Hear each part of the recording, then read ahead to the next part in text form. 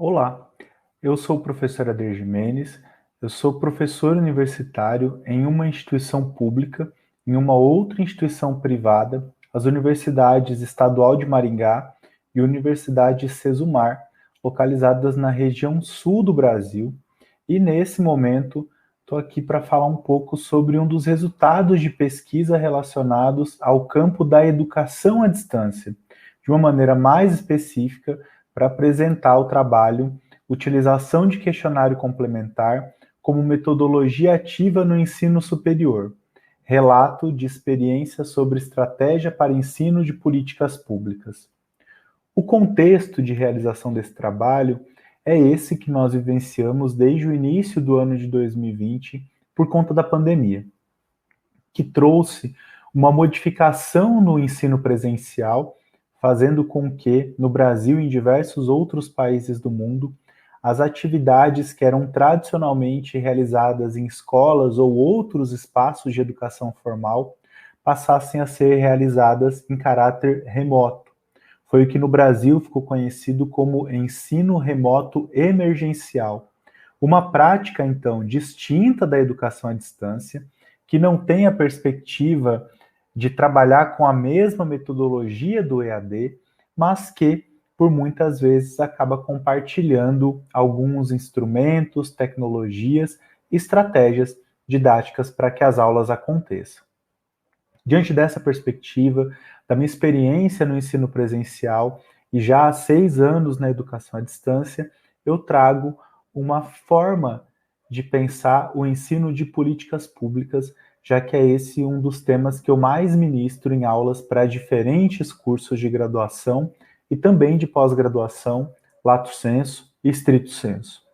Diante desse contexto, então, o objetivo desse meu trabalho é expor um relato de experiência baseado na conformação de objetos de aprendizagem e estratégias didáticas para ensino de políticas públicas a partir da aplicação e análise de respostas a um questionário complementar aplicado com o intuito de propiciar a construção das aulas da disciplina de seminário temático em saúde, educação e habitação do curso de serviço social na educação à distância da Universidade Unicesumar. Para tanto, eu me baseei em uma pesquisa bibliográfica, uma série de autores e produções que tratam sobre práticas e estratégias pedagógicas e também na realização de um relato de experiência, já que, como eu exponho no arquivo completo desse artigo, há muitos autores que têm destacado a necessidade de relatar experiências de práticas pedagógicas,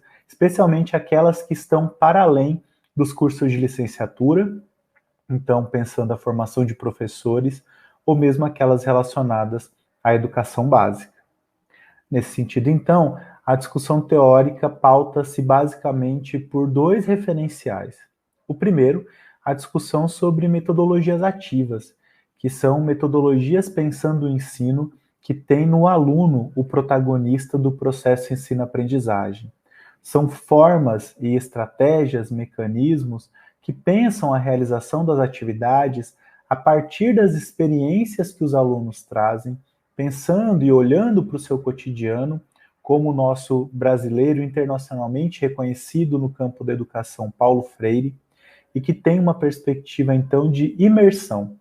Mesmo que essa imersão seja hipotética, mesmo que essa imersão se dê de maneira virtual, por assim dizer, diante de um contexto de pandemia.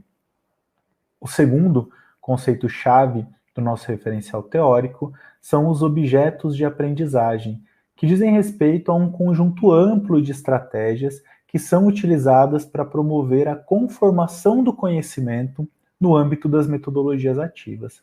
A literatura aponta, então, todo tipo de estímulo que é conferido dentro do processo educacional, para além dos conteúdos curriculares formais ou da maneira mais tradicional de abordá-los, e que acabam por gerar nos alunos algum tipo de interação ou despertam o interesse para que ele acesse e consuma, faça uso, então, de uma maneira reflexiva e interpretativa daquele conteúdo,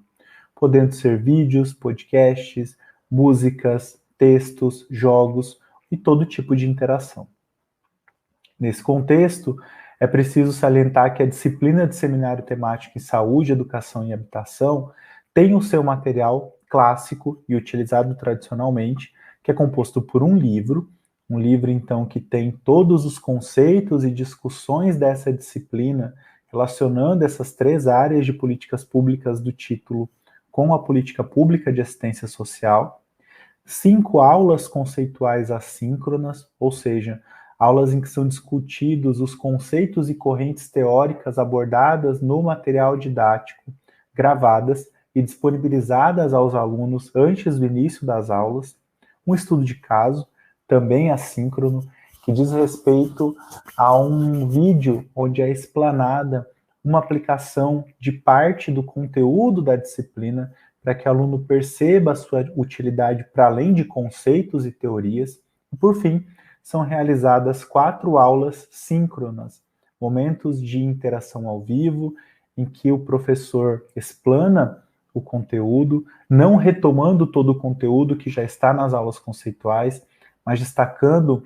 conceitos centrais, dialogando com perspectivas da conjuntura do dia a dia, especialmente no contexto de pandemia, e permitindo, então, que seja realizado um diálogo como no ensino presencial seria feito em sala de aula, tendo, portanto, o ambiente virtual de aprendizagem como a sala de aula para esse processo interativo. A estratégia adotada, então, como objeto de aprendizagem inicial no âmbito das metodologias ativas por mim, dentro da referida disciplina, foi a aplicação de um questionário complementar para levantamento de dados que me permitissem estabelecer um diagnóstico social local sobre a realidade dos alunos. Para isso, então, eu criei um questionário simples no Google Forms que tinha 5 questões. A primeira, para que o aluno se identificasse, eu pudesse conhecê-lo, e depois 4 questões para eu relacionar com o conteúdo de cada uma das 4 aulas ao vivo. As aulas 1, 2 e 3 trataram das relações das políticas de saúde, educação e habitação com o serviço social, e a 4ª aula fez uma abordagem complexa e transversal, tendo como objeto a população em situação de rua, carente de todas essas políticas públicas abordadas dentro da disciplina. Pensando então em objetos de aprendizagem que dialogaram ou surgiram em decorrência da aplicação desse questionário, para a aula 1, sobre política pública de saúde em diálogo com a assistência social, ao fim da aula, eu propus que os alunos respondessem a um formulário que gerou uma nuvem de palavras, que trazia então os elementos que eles perceberam do conteúdo da aula e que depois eu utilizei para criar um podcast no qual eu fiz uma análise dessas palavras em conjunto com as respostas que eles ofereceram à questão na qual eu tentei mapear o diagnóstico da saúde nos municípios. Foi proveitoso para os alunos, algo inédito até então no curso, e que me despertou, então, um sinal de que era possível inovar mais em aulas posteriores. Na segunda aula, discutindo o serviço social e educação, eu apresentei o conteúdo, pude perceber a partir das respostas dos alunos muitas discrepâncias nas realidades locais, mesmo a política pública de educação sendo estritamente estruturada no Brasil, mas ainda assim tendo vários pontos que dizem respeito à infraestrutura, investimento, capacitação de pessoal, que me fizeram, então, elaborar um texto para leitura complementar, a partir de respostas dos alunos em diálogo com outros referenciais teóricos, buscando a fixação do conteúdo, e aliado a ele, a criação de um caça-palavras, com algumas palavras que foram destacadas nesse texto complementar, para que os alunos, resolvendo essa atividade, pudessem ter algum tipo de reflexão mais aprofundada e, principalmente, memorização do conteúdo discutido.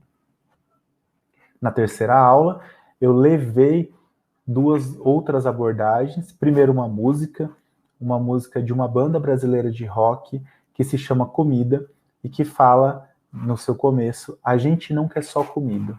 Eu usei como provocação para discutir o fato de que a política pública de educação diz respeito a uma série de direitos, como o direito à cidade e não só pensar a moradia. E nesse diálogo eu trouxe em alguns balões respostas dos alunos ao questionário para mostrar como as realidades sociais são distintas no interior do Brasil. Para promover a quarta aula, produzi 3 pílulas com conteúdos com pesquisadores que aparecem na imagem, que escreveu sua dissertação de mestrado pesquisando a população em situação de rua, como conteúdo preparatório para a aula. E no momento da aula ao vivo, eu tive uma outra convidada, também pesquisadora sobre o tema, que dialogou a partir das suas experiências como assistente social e também da categorização que eu criei analisando as respostas dos alunos e permitiram, então, fazer com que os alunos entendessem de uma maneira sistemática como as suas vivências pessoais, as percepções que eles têm nos municípios, acabam por dialogar num contexto nacional, mesmo sendo o Brasil um país tão grande. Foram esses os 4 temas que compuseram categorias analíticas que estruturaram essa aula com uma convidada. De modo geral, então, eu concluo que o questionário complementar se revelou como uma estratégia profícua de imersão para a contextualização do diagnóstico social, me permitiu dialogar e muito com os alunos, trazendo inclusive para os alunos a perspectiva de que a aula estava considerando as suas realidades sociais. Em segundo lugar, foi base para a criação e utilização de outros objetos de aprendizagem. Então, me permitiu trabalhar com uma gama ampla de possibilidades de levar outros conteúdos e de dialogar de uma maneira mais específica com muitos daqueles conteúdos que estavam abordados no material didático e que, por vezes, são muito teóricos, muito conceituais, e os alunos têm dificuldade de enxergar na prática. E, por fim, e tão importante quanto, esse relato de experiência demonstra que esse tipo de material é passível de utilização como estratégia para diferentes temas, para diferentes cursos e também nas distintas modalidades de ensino. Pensando que eu abordei para a educação à distância o tema de políticas públicas no curso de serviço social, mas nós temos uma ampla possibilidade de combinar objetos de aprendizagem, partindo ou não de um questionário como esse de proposição de diagnóstico social, e a partir disso construir o conhecimento junto com os alunos, sob a perspectiva de Paulo Freire, de trazer elementos do cotidiano para que o aluno crie significados e possa, a partir daí, refletir e construir, junto com o professor, um processo de ensino-aprendizagem. Essas são as minhas considerações. Eu deixo abaixo o meu e-mail de contato, também o meu Instagram, que é a minha rede social profissional. Em caso de comentários, eu fico à disposição e agradeço a possibilidade de apresentar